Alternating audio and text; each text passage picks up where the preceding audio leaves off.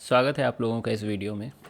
Question कह रहा है कि a ball of mass small m moving at a speed v makes a head on collision with an identical ball at rest. तो एक ball है we speed से जा रहा है, सेम आइडेंटिकल बॉल है ना, मास एम है वो, लेकिन वो रेस्ट पर है, उससे वो हेड ऑन कोलिजन करता है। तो टकराने के बाद ऐसा ऐसा हो ही जाएगा, है ना। ये वी वन से जाने लगेगी, वो वी टू से जाने लगेगी। कहा गया है the kinetic energy of the balls after the collision is 3/4 of the original. यानी according to question final kinetic energy जो है वो 3/4 है इनिशियल काइनेटिक एनर्जी के, है ना। फाइनल काइनेटिक एनर्जी मतलब half M we one square plus half M we two square, और इनिशियल मतलब हाफ एम वी स्क्वायर, क्योंकि ये तो जीरो है। तो पूछा गया कि find the coefficient of restitution.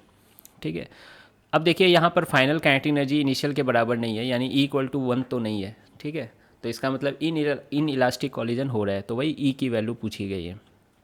तो देखिए आपके क्लास नोट्स में ये फार्मूला होगा, अगर ये फार्मूला आप लगा लेते हो तो 2 लाइन में आंसर आ जाएगा। ठीक है, इसको कैसे याद रखते थे, लॉस इन काइनेटिक एनर्जी होता है हाफ म्यू वी रिलेटिव का square into one minus e square. ठीक है, म्यू मतलब reduced mass m one m two by m one plus m two, और ये रिलेटिव है u one minus u two का होल स्क्वायर। ठीक है, तो अगर आप जेई मेंस की प्रिपरेशन कर रहे हो तो फिर ये फॉर्मूला याद रखना चाहिए। अगर नहीं कर रहे हो, एडवांस के लिए सोच रहे हो, तो फिर कोई फॉर्मूला भी याद करने की ज़रूरत नहीं है। ठीक है, और नीट के लिए तो बिल्कुल ज़रूरी है ये। तो देखिए पहले मैं इससे सॉल्व कर देता हूँ, फिर बेसिक मेथड से मैं सॉल्व कर दूंगा। ठीक है, तो देखिए डेल्टा के कितनी हो जाएगी, के इनिशियल माइनस के फाइनल, जैसा कि मैंने लिखा है, तो ये के आई बाई 4 हो गया। ठीक है, अब के आई कितना है, के आई कितना है, हाफ एम वी स्क्वायर है, तो उसका 1/4, है ना, हाफ एम वी स्क्वायर का 1/4 है। अब देखिए ये वाली वैल्यू देखिए, m into m by m plus m, क्या ये m बाई 2 हो जाएगा। U one minus u two, u one है ना कि वैल्यू v है, यू टू की वैल्यू 0 है, तो ये v स्क्वायर हो गया, और ये 1 माइनस ई स्क्वायर। ठीक है, तो यहाँ से देखिए कुछ कट रहा होगा, 2 जब 4 ये कट जाएगा, मास कट जाएंगे, v स्क्वायर कट जाएगा ये। ठीक है, तो बस 1/2 equal to 1 minus e square बचा। तो यहाँ से आप देख सकते हो ई स्क्वायर की वैल्यू 1/2 आ गई, यानी ई की वैल्यू कितनी हो गई, 1/√2। तो देख लो, एक लाइन में, 2 लाइन में, 3 लाइन में आंसर आ गया। खैर बेसिक मेथड पे चलते हैं। तो वही नेट फोर्स जीरो करना है, और according to question kinetic energy का रिलेशन से इक्वेशंस बनाने होंगे हमें। तो initial momentum equal to final momentum, इसकी तो अब आदत हो गई होगी, m v plus zero equal to m we one plus m we two. ठीक है, तो यहाँ से आपका आ गया v one plus we two equal to v, या ऐसा कर देता हूँ मैं इसको, हाँ रहने दो, नहीं v two plus we one equal to v कर देता हूँ, बात एक ही हुई। फाइनल काइनेटिक एनर्जी कितनी है, half M we one square plus half M we two square. तो ऐसा करूँ, हाफ एम कॉमन ले लेता हूँ, तो V one square plus we two square हो जाएगा। और इनिशियल काइनेटिक एनर्जी कितनी है, हाफ एम वी स्क्वायर। ठीक है, तो यहाँ से आप देखिए V one square plus we two square कितना आ गया, हाफ एम कट जाएंगे तो 3/4 वी स्क्वायर। तो ये दूसरा इक्वेशन है और ये पहला इक्वेशन है, इन दोनों को हमें सॉल्व करना होगा अच्छे से। ठीक है, क्लास 9 से ही आप इक्वेशन सॉल्व करना सीख रहे हो। ठीक है, कुछ आइडेंटिटी सब लगा लो तो अच्छा रहेगा।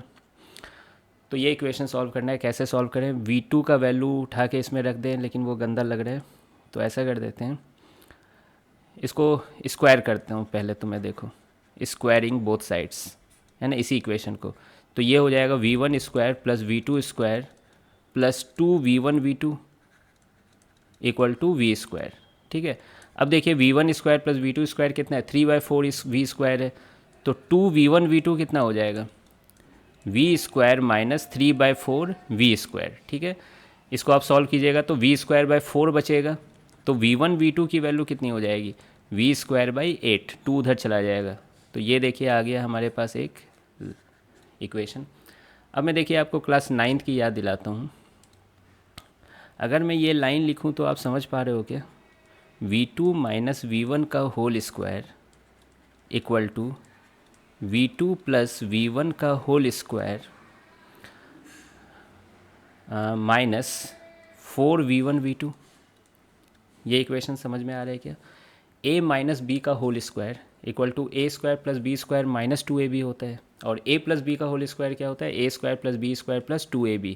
ठीक है, मोदी जी को भी यही फॉर्मूला याद है, तो आपको भी यही याद रखना चाहिए। ठीक है, तो उसी को मैंने ये सॉल्व किया है ना। a माइनस बी का होल स्क्वायर को a प्लस बी का होल स्क्वायर माइनस 4ab कर सकते हैं, क्योंकि फिर से वो -2ab ही आ जाएगा। समझ रहे हो ये चीज़। इससे फ़ायदा क्या हुआ, v2 प्लस v1 का होल स्क्वायर आप v स्क्वायर लिख सकते हो डायरेक्ट, और v1 v2 की वैल्यू क्या लिख सकते हो, v स्क्वायर बाई 8। ठीक है, तो यहाँ से आप देख सकते हो ये कट जाएंगे, v स्क्वायर बाई 2 हो जाएगा। तो v2 माइनस वी1 का होल स्क्वायर इक्वल टू क्या हो जाएगा, v square minus V square by 2, यानी v स्क्वायर बाई 2। तो v2 माइनस वी1 की वैल्यू कितनी हो जाएगी, ऐसे तो सही मायने में प्लस माइनस v बाई 2 हो जाएगी, लेकिन देखते हैं हमें क्या लेना है। तो ये यहाँ तक आ गया। अब देखिए कोफिशिएंट ऑफ रेस्टिट्यूशन का फॉर्मूला, कोफिशिएंट ऑफ रेस्टिट्यूशन का फॉर्मूला, रेस्टिट्यूशन, तो इसका फॉर्मूला होता है, आपको याद होगा, E equal to relative velocity of separation by relative velocity of approach, यानी इस वाले में से लिखें तो आप देख सकते हो v2 minus V one by u1 minus u2 होता है, ऐसा फॉर्मूला होता है। v2 माइनस वी वन तो v2 माइनस वी वन ही है, और u1 के जगह क्या है, v है, और u2 के जगह 0 है, तो ये v हो गया। अब देखिए v2 minus V one minus V by root two ले सकते थे, लेकिन e की वैल्यू माइनस नहीं होती है ना, तो वहीं से है ना इस माइनस को हटा दो, तो ये हो जाएगी ये v बाई रूट टू होगी, है ना। जब स्क्वायर करेंगे तो स्क्वायर रूट इधर करेंगे तो v बाई रूट टू आएगा। ठीक है, यहाँ पे मिस्टेक हुआ है, v बाई रूट टू। तो यहाँ देखिए v बाई रूट टू बटा v हो गया, यानी 1 बाई रूट टू आंसर आ गई।